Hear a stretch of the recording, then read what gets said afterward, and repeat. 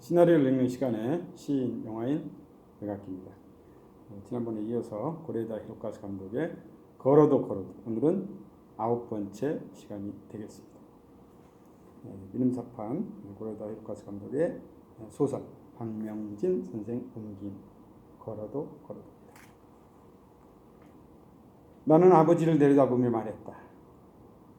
어디가 얼렁대야 잘난 척은. 아버지는 내 말은 무시한 채로 계속 말했다.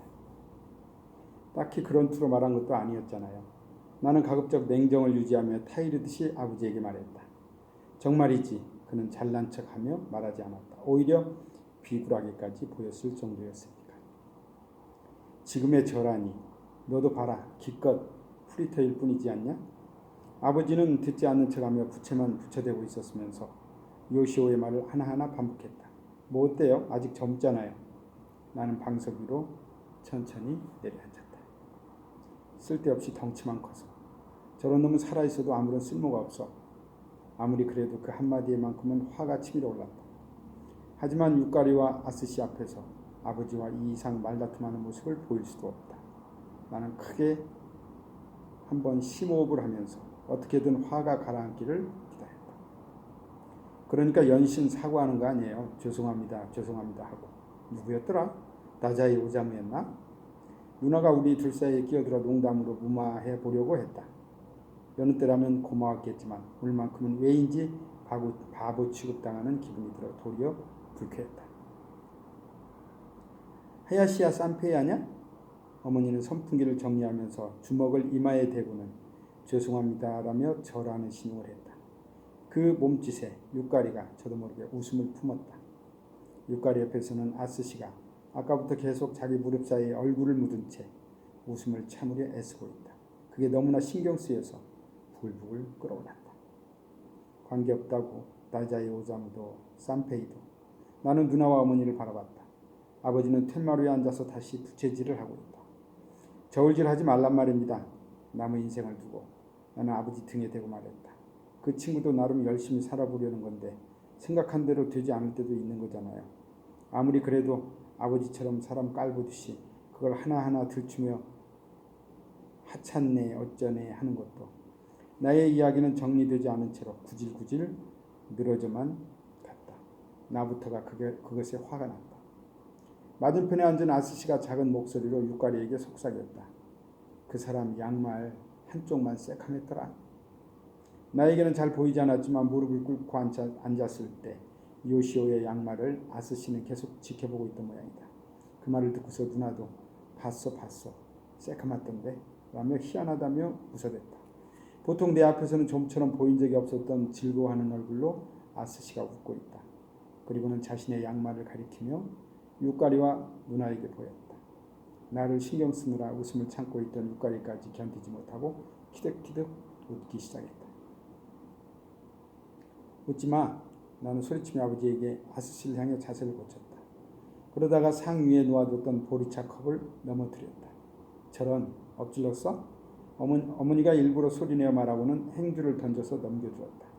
큰 소리 칠 거 없잖아. 누나는 그 행주를 주워다 상을 닦으며 나에게 비난의 눈초리를 보냈다. 왜 어른답지 못한 아버지를 놔두고 그를 나무란 나에게 비난의 화살이 돌아오는지 납득할 수 없다. 어디서 썽을 내는 게냐? 그만큼 나이 사이나 먹고서. 너하고는 관계없다. 정색을 하고 요시오를 비난하던 자신은 제쳐두고 아버지는 갑자기 어른 행세를 했다. 의사가 그렇게 대단합니까? 이대로 그만둘 수는 없어서 나는 다시 한번 아버지를 향해서 말했다. 티슈 상자를 손에 든 채 이제 그만해라는 눈빛으로 육가리가 나를 바라봤다. 광고도 나름 훌륭한 일 아닌가요? 나는 이어서 말했다. 형도 살아있었다면 지금쯤 어떻게 됐을지 알 수 없는 것이죠. 인생이라는 게. 어머니가 초밥집 아들인 고마스를 두고 했던 말을 나는 그대로 반복했다. 아무리 훌륭한 아들이고 성적이 좋았다고 해도 지금 살아있으면 벌써 45세. 어디에나 있을 법한 그저 그런 아저씨가 됐을 가능성도 없지는 않다. 아버지나 어머니가 기대했던 인생의 선로 위를 형이 계속 달렸을 거란 보장 같은 건 그 어디에도 없다. 의사를 그만두고 실업자가 됐을지도 모르고 이혼했을 수도 있지 않은가. 그런데 언제까지고 형의 존재를 이상적으로만 이야기하는 것은 현실을 살아가야만 하는 사람들에겐 폐를 끼칠 뿐이다. 그런 속내를 담아서 비꼬아 말할 생각도 있었으나 조금 지나쳤던 것 같다. 그 자리에 있던 모두가 움직임을 멈추었고 거실은 조용해졌다. 육가리는 시선을 상위로 떨군 채로 굳었다. 누나도 이 분위기만큼은 농담으로 구제하기 어려워 보였다. 그때 슬금슬금 소리가 나면서 다다미방 장지문이 열렸다. 모두가 돌아본 그 자리에는 노부호가 서 있었다. 계속 옆방에서 자고 있다가 우리가 거실에서 말다툼하는 것을 듣고서 눈을 뜬 모양이다. 아유, 하도 한심하다 하길래 내 얘기인가 싶어서 좀처럼 나오지 못했는데 요시오군 얘기였구나. 아유, 살았다. 그렇게 단숨에 말하고 노부호는 언제나처럼 구김없이 웃었다. 그 웃는 얼굴에 굳었던 거실 분위기가 일시에 풀어졌다.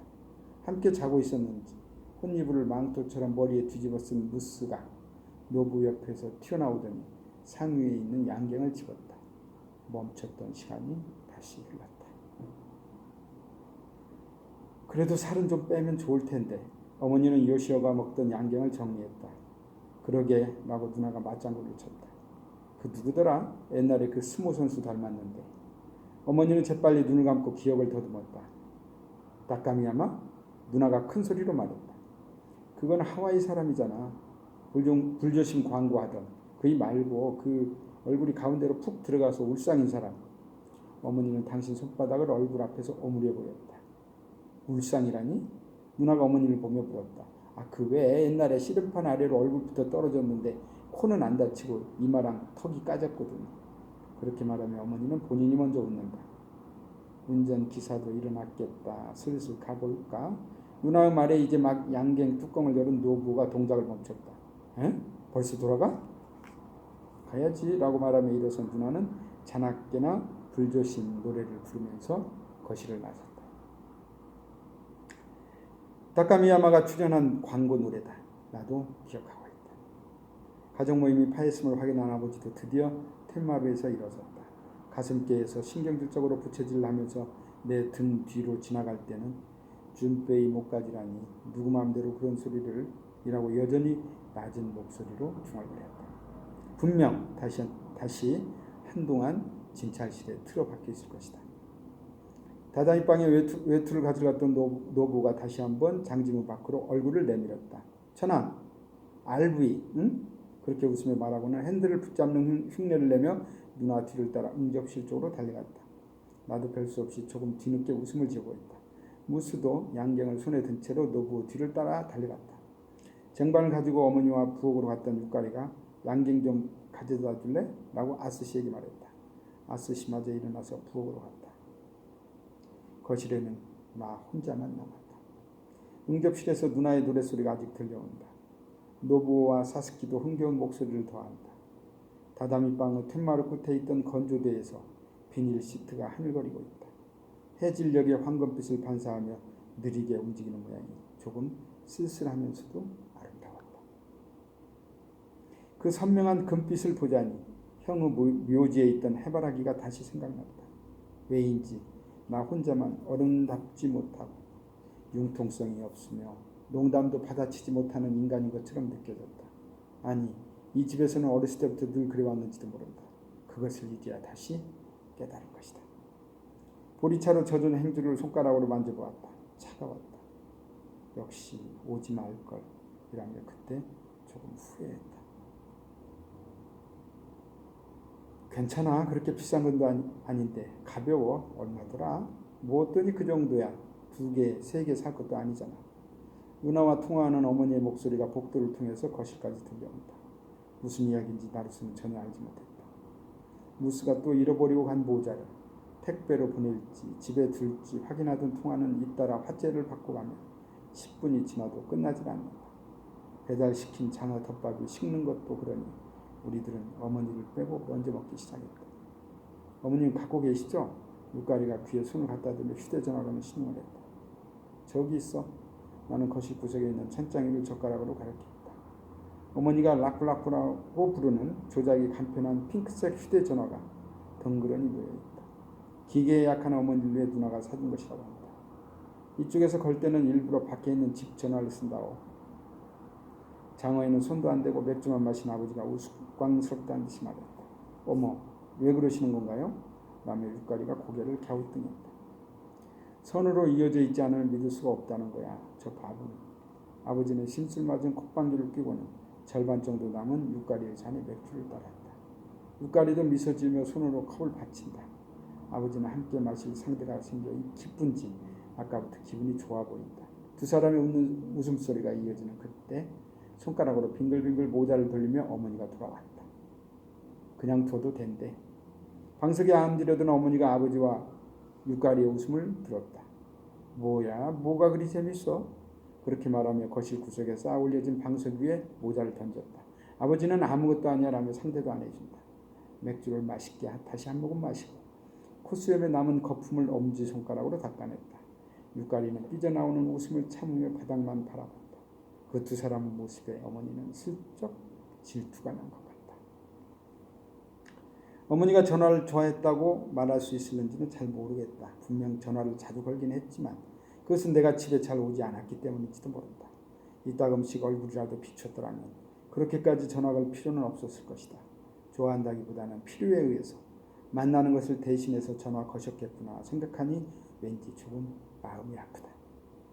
휴대전화는 싫어하던 어머니였지만 아버지가 돌아가시기 전후로 해서는 사용법을 배워서 곧잘 문자를 보내오셨다. 무스나 사스키와도 문자를 주고받으며 젊은 문자 친구가 생겼다며 기뻐하셨다. 마지막으로 어머니와 전화로 이야기했던 것을 지금도 선명하게 기억한다. 12월 29일 아침 9시를 조금 지났을 때 요스야흐 맨션에 전화벨이 울렸다. 자다가 그 벨소리를 들은 나는 어머니에게 무슨 일이 생겼음을 곧바로 알 수 있었다. 그리고 스스로 저지른 잘못들이 떠올라 마음 한구석이 아렸다. 전화를 건 사람은 누나였다. 엄마한테서 방금 전화가 걸려왔는데 아무래도 상태가 이상해. 전화 끊고 구급차를 불렀는데 바로 집으로 갈 테니까 너도 최대한 빨리 와줘. 전화기 저편에서 누나가 말했다. 수화기를 내려놓고 나는 집을 나설 준비를 하기 전에 혹시나 하여 본가에 전화를 걸어봤다. 네, 요코하마입니다. 어머니가 받았다. 그것이 우선 놀라웠다. 무슨 일이야? 괜찮아? 어쩌다 좀 넘어졌는데 추워서 말이야. 그렇게 말하는 어머니의 어조는 평소보다 느리고 같은 말을 반복할 뿐 어찌할 바를 몰랐다. 추워서 움직일 수가 없네. 이게 무슨 일인지. 나도 어쩔 도리 없이 수화기를 붙들고만 있었다. 이러저러 하는 동안 수화기 저편에서 구급차 사이렌이 가까이 오는 것을 알 수 있었다. 구급차 왔네. 어머 그래? 누나가 불렀대. 아이고야 남사스럽게. 그런 소리 할 때가 아니잖아. 나는 조금 초조해하며 수화기 앞에서 기다렸다. 잠시 후 구급대원이 집으로 들어와서 전화를 넘겨받았다. 나는 곧바로 그리로 가겠다고 전하고 어머니가 옮겨질 병원의 이름을 받았다. 나중에 알았지만 어머니는 이때 구급대원에게 직접 건강보험증을 건넸다고 한다. 복도에 주저앉은 채로 일어서지도 못했을 텐데 어떻게 텔레비전 위에 있던 보험증을 챙겼을까? 누나도 나도 희한하게 생각했지만 똑부러지는 어머니다웠다. 어머니가 쓰러지기 일주일 전쯤에 웬일로 아버지에게서 전화가 걸려왔다. 여보세요, 요코하마입니다. 라고 내가 말하자 아버지는 대뜸이요. 잘 지내냐? 라고 말했다. 나는 그 한마디에 아버지라는 것을 알아차리고 뭐 그럭저럭이요? 이라고 대답했지만 좀처럼 직접 전화하시는 일이 없던 아버지가 평소와 달라 보였다. 무슨 일이에요? 다리는 좀 어때요? 내가 물어도 아버지는 대답하지 않은 채 다소 우물거리며 용건을 꺼냈다. 너희 엄마 말인데 나는 그 말이 끝나기도 전에 그것 때문이면 걱정하지 않아도 돼요. 라고 밝게 대두했다. 어제도 전화했고 그럭저럭 잘 지내고 있어요. 그렇게 대답하는 나에게 아버지가 말했다. 그게 그렇지가 않아. 뭐라고요? 아버지 목소리에 담긴 심각함에 나도 조금 불안해졌다. 아마도 28일쯤일 것 같아. 아버지는 분명히 그렇게 말했다. 거기서 잠이 깼다. 몹시도 실감나는 꿈이었다. 그때 아버지 목소리는 지금도 내 귓가에서 맴도는 것 같다. 아버지는 그 전해에 돌아가셨다. 꿈속에 나도 그 사실을 이미 알고 있는 상태에서 아버지와 이야기하고 있음을 알았다.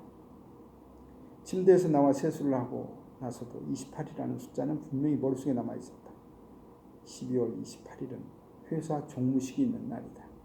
편집부 스태프들과 가벼운 회식을 하고 그 다음에는 집안 대청소를 한 뒤 연하장을 쓰고 31일에는 육가리와 아스시 셋이서 어머니가 계신 본가에 갈 예정이었다. 꿈에서 들은 말에 너무 신경 쓰고 싶지는 않았지만 나는 아버지에게서 전화가 있던 날로부터 28일까지 매일 어머니에게 문자를 보냈다. 어머니는 늘 그러하듯이 충치와 건강을 걱정하는 내용으로 답장을 보내왔다. 그걸로 완전히 안심하게 된 나는 어머니를 살펴보러 본가에 가보지 않았다. 모처럼 만에 아버지가 가르쳐 주셨건만 뭐 어차피 사흘만 지나면 갈 테니까 지금 내려가게 되면 그대로 설날까지 지내게 되는 수가 있다. 그것은 피하고 싶었다. 그 정도로 어머니를 위해 시간을 쪼갤 여유는 정신적으로도 육체적으로도 없었다. 나는 그렇게 생각했던 것이다. 그 후회랄까 죄책감은 지금도 사라지지 않는다. 어머니가 쓰러질 때 곁에 있어 봐야 무슨 일을 할 수 있었는지는 솔직히 모르겠지만 그 후로 나는 몇 번인가 어머니를 끌어안고서 구급차가 오기를 기다리는 꿈을 꾸었다.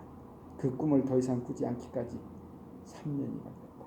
이 일로부터 배운 것은 인생에는 어떻게 해도 돌이킬 수 없는 실패가 있다는 점이다. 그렇지만 이를 깨닫게 된 것은 훨씬 뒤의 일이다. 어머니는 방석 위에 고쳐 앉고는 한 입밖에 먹지 않은 장어덮밥에 도시락 뚜껑을 열고 다시 맛있게 먹기 시작했다. 기왕이면 걔들도 저녁까지 먹고 갔으면 좋았잖아. 아버지가 돌아가려는 눈안의 가족을 붙잡지 않은 어머니를 돌려서 비난했다.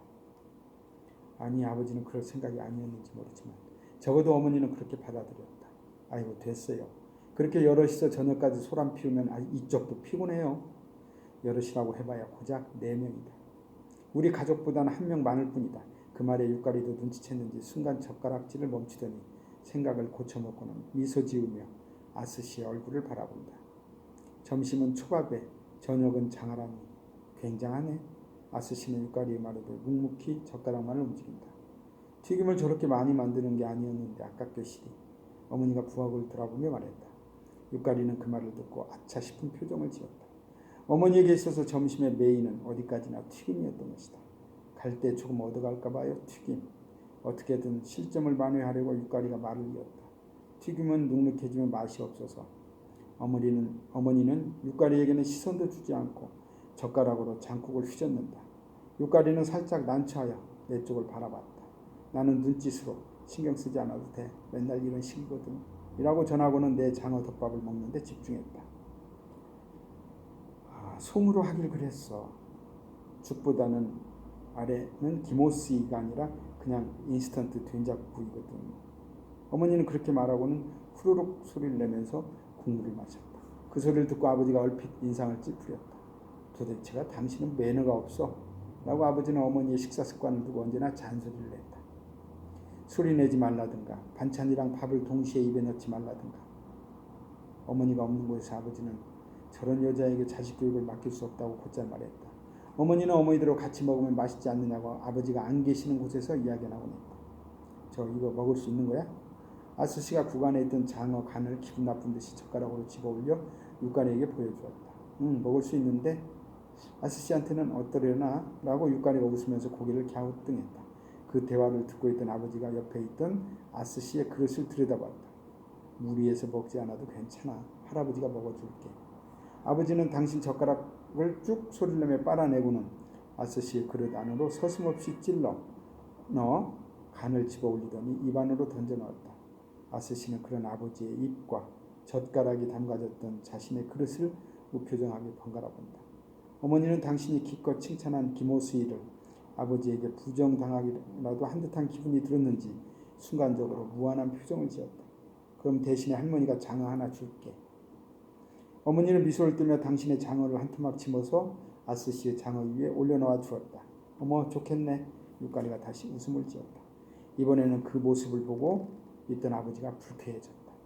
자신은 선의로 간을 먹어주었건만 이렇게 되면 당신이 손자의 것을 무리하게 뺏은 꼴이 된 게 아닌가 하고 또 시작이군 라고 생각하며 나는 가급적 그 삐걱대는 두 사람으로부터 떨어져 있으려고 했다. 옛날부터 눈앞에서 벌어지는 두 사람의 말다툼이 텔레비전 브라운관에서 펼쳐지는 드라마의 한 장면이라고 생각하곤 했다. 오랫동안 그래온 습관이 몸에 배어버렸다. 누나처럼 중간에 끼어들었다가 얼렁뚱땅 넘기거나 농담으로 받아치고 이야기를 뒤얽히게 해서 그 자리를 누그러뜨리는 재주가 나에게는 없었기 때문이다. 육가리도 마찬가지로 그런 식으로 대처하는 기술을 당연히 가지고 있지 않았다. 하지만 어떻게든 그 자리를 화목한 가족의 식탁처럼 보이기 위해 무의미한 분투를 이어갔다. 밥도 너무 많아. 어머니는 그렇게 말하고는 순식간에 당신의 밥을 덜어내 도시락 위에 얹어버렸다. 장어가 그 밥의 절반이나 가려졌다. 잠깐 엄마, 그렇게 위에다 올리면 나는 지색하여 말하다가 그만뒀다. 이 정도 밥을 먹지 못할 것은 아니었지만 반찬 위에 얹어버리면 맛없어 보인다는데 어머니는 신경조차 쓰지 않는 것이다. 뱃속에 들어가면 다 똑같아. 나만의 불만을 눈치챘는지 어머니가 변명을 했다. 아니, 변명이라기보다는 오히려 사소한 데 집착하는 나를 향한 나무람에 가까웠다. 나는 하는 수 없이 어머니의 밥을 옆으로 밀어내고 간신히 모습을 드러낸 장어를 입으로 옮겼다. 저 사람은 옛날부터 정말이지 섬세한 데가 없다니까. 아버지는 마치 자신이 당하기라도 한 것처럼 분개하여 어머니를 향해 젓가락질을 해댔다. 어머니는 내가 아니라 아버지에게 비난당한 데 대해 발끈했다. 섬세함이라니, 당신한테 그런 소리를. 그 다음에 이어질 말을 삼키고는 대신에 어머니는 비아냥조로 웃었다. 육가리는 두 사람의 얼굴을 번갈아 보며 어떻게든 끼어보려고 했다. 그것을 알았는지 아버지는 이번에 육가리에게 말했다. 콘서트 데리고 가면 잠이나 잔다니까. 코까지 굴면서. 항상 그래. 육가리는 어떻게 반응해야 좋을지 몰라 잠자코 끄덕이기만 한다. 언제적 얘기를 하는 거예요? 라고 어머니는 장어를 입안 가득 넣은 채로 말했다. 나는 호주머니에서 휴대폰을 꺼내 내일 돌아갈 전차 시각을 알아보기 시작했다. 점심때까지는 집에 돌아가고 싶었다. 특별히 볼 일이 있는 것은 아니지만 우물쭈물하다가는 내일 오후까지 이렇게 어색하게 식탁에 둘러앉게 될지도 모른다. 그것은 어떻게든 피하고 싶었다. 옆방에 레코드판이 많이 있던데요. 육가리는 아버지에게 화제를 돌려물었다. 분명 아까 낮에 함께 사진을 볼 때 발견한 것을 기억해 두었으리라. 오래된 LP 레코드들이 전축 옆 선반을 가득 메우고 있기 때문이다. 아버지가 문득 자랑스럽게 웃었다. 아, 젊었을 때 제법 모으던 것들이라. 옛날에 레코드를 모으던 시절의 이야기를 하려던 아버지가 잠시 말을 멈춘 사이를 어머니가 놓치지 않고 끼어들었다. 그저 장식일 뿐이야. 이젠 거의 듣지도 않는 걸. 자리만 차지하지. 어머니는 장어에서 시선도 돌리지 않고 말했다. 웃던 아버지의 얼굴이 굳어졌다. 의사 선생님이라고 하면 역시 클래식의 이미지가. 육가리는 동의를 구하듯 나의 얼굴을 바라보며 그렇지? 라고 말했다. 이라고 동의도 부정도 아닌 어정쩡한 반응을 하고 나는 귀찮은 듯이 다시 휴대전화 액정으로 시선을 돌렸다. 그런 노력은 의미 없다는 것을 육가리도 어서 알아차리게 해주고 싶었다. 의사 선생님이라 봐야 고작 동네 의원일 뿐인걸. 어머니는 내뱉듯이 말하며 일부러 아버지의 자존심을 건드렸다. 아버지 말에 따르면 동네 의원인 편이 환자와 거리도 가깝고 인간 대 인간으로서 관계가 만들어지는 의료의 정도라고 한다. 하지만 어머니는 출세 경쟁에서 뒤처진 거야 라고 한마디로 정리해버릴 뿐이다. 출신 대학병원에 남아서 교수나 부장 따위가 되기 위해서는 실력만으로는 부족한 것이 당연하고 상사나 부하 직원과의 인간관계, 즉 정치력이 필요하다. 아버지는 그런 데는 소질이 없었다. 그 약점을 극복하려고도 하지 않았다. 그것은 본인도 알기 때문에 어머니의 말을 듣고 아버지는 순간 기가 죽어서 입을 다물었다. 그래도 가족 중에 의사가 있으면 무슨 일이 있을 때 마음이 든든하시겠어요. 육가리는 어떻게든 아버지를 거들어 보려고 한다. 그런 거 없어요. 바쁘기만 했지. 자기 자식이 이독하다고 해도 곁에 있지도 못했는걸. 어머니는 아버지의 얼굴도 육가리 얼굴도 보지 않은 채로 이거 줄게라며 오이 절임을 아스시 밥 위에 올려주며 상냥하게 웃어 보였다. 아버지가 컵에서 손을 떼며 어머니를 향해 곧 자세를 고쳤다. 어쩔 수 없었잖아. 그때는 식중독 때문에 긴급 환자가 밀려 있었다고.